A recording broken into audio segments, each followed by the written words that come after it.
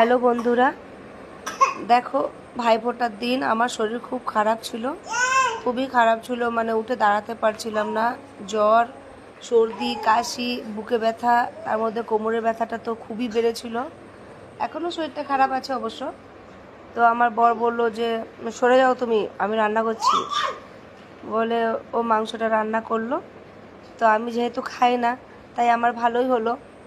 একে শরীরে কষ্ট হচ্ছিল, তা আমি সব মশলা রেডি করে দিয়ে মাংস ধুয়ে সব কিছু রেডি করে আমি সরে গেছিলাম। তো বড়ি এটা রান্না করেছে।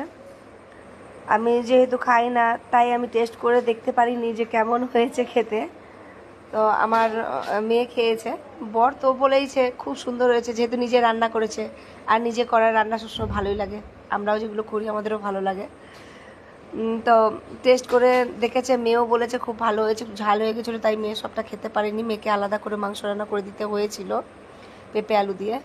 তো এটা ওর বাবা খেয়েছে, বলেছে খুব সুন্দর টেস্ট হয়েছে। কালারটা দেখো কত সুন্দর কালার এসেছে।